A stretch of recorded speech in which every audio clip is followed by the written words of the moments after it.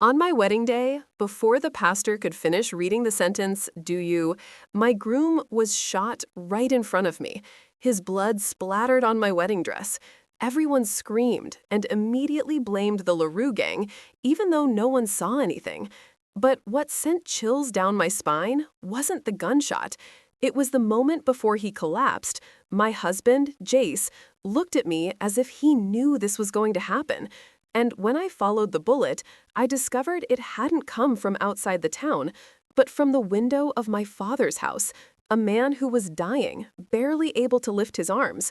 One of the two most important men in my life had lied, and the other had kept a secret from me that would turn Dustfall upside down. I'm not the type of woman who likes wedding dresses. The dress they made me wear that day was a little too loose at the waist, a little too long at the hem, and cumbersome.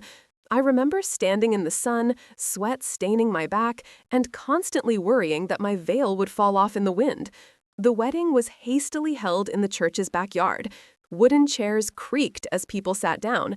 The smell of cheap alcohol and dust hung in the air. The whole town gathered, making so much noise that I couldn't hear my father coughing in the front row. He was in a wheelchair, wrapped in a thin blanket, breathing heavily. Jace stood next to me. He was wearing a simple suit, his tie a little crooked.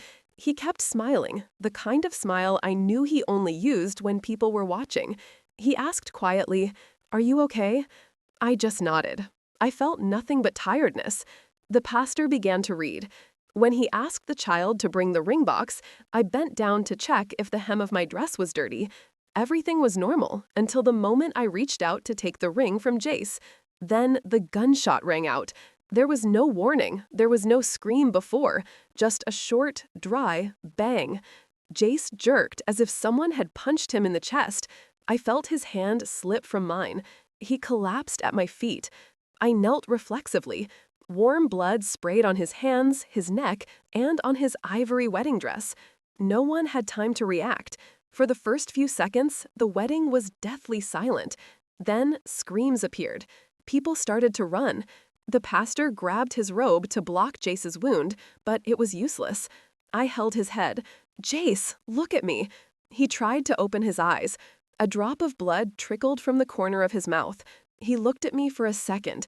I'll never forget that look. No fear, no surprise, like he'd been waiting for it. "Don't cry." Then his head dropped completely into my hand. That's when everyone started calling the LaRoux gang names. They shot. They killed the wedding. Find them. No one checked the direction of the shot. No one looked around. They just picked the easiest name to blame. I sat there, my hands red, the smell of blood still warm. And I realized something the rest of the town didn't. The shot had been too close. Not from the dunes, not from the distant rooftops.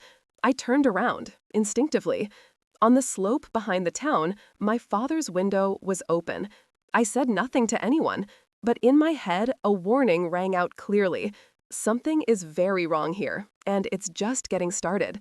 After the wedding, Jace's body was taken away. I stood alone in the churchyard, trying to wipe the blood off my hands, but the more I wiped, the more it smeared. The wind blew hard, chilling me even though it was still hot. Whispers began to spread throughout Dustfall before the sun had fully set. Inside the dead cactus, an emergency meeting was held. I walked in, and everyone looked at me with a mixture of pity and hope that I would tell them what they wanted to hear. Chief Hale stood in the middle of the room and said loudly, "There's no need to investigate. The LaRoux did it. They've threatened Jace countless times." Another man chimed in, "Yeah, they always shoot from a distance. They're used to sneak attacks." I asked bluntly, "Has anyone seen the LaRoux today?" Everyone was silent. No one saw. No one heard the sound of hooves. No one saw strange footprints. No one saw anything. The proof is that Jace fought them. That's enough. I didn't argue anymore. I knew the type of person Hale was. Just needed a reason simple enough to stop thinking. I left. Along the way, the desert wind blew sand into my face, but there was something more unpleasant. People looked at me like I was a symbol of war, not someone who had just lost a husband. I got home and opened the door. My father was lying on the bed, trying to sit up when he saw me. The wedding? What happened? Jace is dead. He was silent for a long time. No crying, no shock, just breathing heavier than usual. Did you hear the gunshots? There's gunfire in this town every day. That got my attention. It felt like someone was hiding something. That night, I lay in bed, unable to sleep. My mind kept going back to the image of my father's window, which was open. It pointed right down to the church's backyard, the direction Jace had been shot. I'll go see it tomorrow morning. If I was right, the problem was much bigger than the LaRoux gang. I woke up the next morning in the dark. I'd lain awake all night, hearing the gunshots in my head. I went back to the church backyard where Jace had fallen. The blood had been washed away, but there were still stains on the wood. There was no police cordon. Death wasn't a big deal in Dustfall. They'd cleared quickly so as not to disrupt the flow of life. I stood where I'd knelt the day before and looked around. I tried to imagine the direction the bullet had gone into Jace's chest. It wasn't from the gate. It wasn't from the roof. It wasn't from the distant sand dunes, as Hale had said. I checked the surrounding wood. A wooden post near where Jace had stood had a fresh graze. The wood was still bright, not yet tanned by the sun. I took out the small knife I had with me and flicked it lightly at the graze. A small piece of lead fell out. A rifle bullet, not a pistol bullet, not the range the LaRoux usually used. I clutched the lead tightly. I didn't know if it was from anger or shock. I tried to close my eyes and reconstruct the angle of the shot in my head.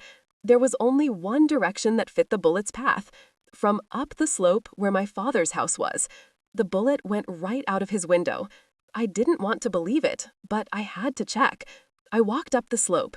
The dry dirt road made dust fly into my eyes. The door was unlocked. I walked in. The house was so quiet, I could hear the wood shrink in the sun. My father slept in bed, breathing weakly. I didn't call him. I went straight to the living room window, the one that looked down on the church. The angle of the shot from there was very clear, not obscured by any trees or roofs. I bent down close to the windowsill. There was a small black mark, like a gunpowder stain someone had quickly wiped away. Touching it, I could still feel the slight roughness of the wood. The curtains were pulled askew, as if someone had been standing close to the window. I looked around the room. There was no sign of a struggle.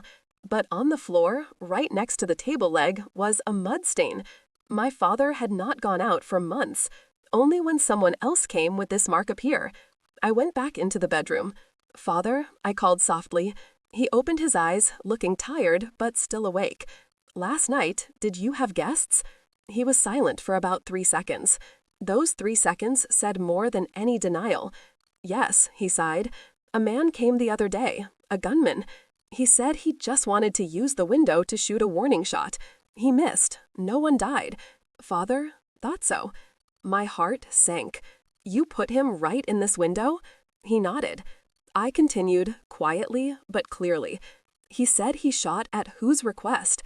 My father took a deep breath. "Jace." I stood still. I couldn't take a step. All the sounds outside disappeared for a few seconds. My father looked at me, his voice broken. "Jace said it was all a show, to put pressure on Dustfall. A shot grazed his shoulder, drew a little blood, united the town. I thought he wasn't crazy enough to ruin my wedding. I'd clenched my fists until my nails dug into my skin. But yesterday, the shot missed, and Jace really died. I needed to sit down because my legs suddenly felt numb. Not just because Jace was dead, because Jace had planned his own death, and my father had let a strange gunman into his house to carry it out. And everyone out there was preparing to hang LaRoux for a crime they didn't commit. Jace's story was worse than Dustfall was believing. After my father finished, he pointed to the small cabinet next to the bed. He said, "There's something else you need to see in there. I didn't have time to burn it." I opened the cabinet. There wasn't much inside. A disassembled rifle, a few bullets like the one I just found, a sheaf of papers tied with string. I took the papers out. I recognized the handwriting, Jace's. I opened the first page. It wasn't a love letter. It wasn't a last wish. It was a plan. It was so clear it was hard to believe. 1. Jace analyzed the town as if he were preparing for a campaign. Dustfall doesn't change without shock. People don't believe in calls. They only react when someone bleeds. I read that sentence 3 times. It didn't sound like the husband I thought I knew. It sounded like someone preparing for a calculated political campaign. 2. He counted on just getting hurt. Just a wound big enough to look miserable, but not life-threatening. When I wake up, I'll be a symbol of survival. The people's anger will propel me to the leadership. I took a deep breath, but couldn't. This was written as if the wedding day itself was just a cheap stage for him to make up stories. 3. He even wrote down where I was standing. There were drawings, diagrams, not like any kind of love. This was a map of the campaign. Where the pastor stood, where he stood, wind direction, safe shooting angle, and where I would stand so that the blood splashed right in the crowd's view. I didn't know if I wanted to throw the papers out the door or tear them up right away. 4. The line that chilled me the most: if Elara gets caught up in the rage, the effect will be stronger. A bride of revenge is always a contagious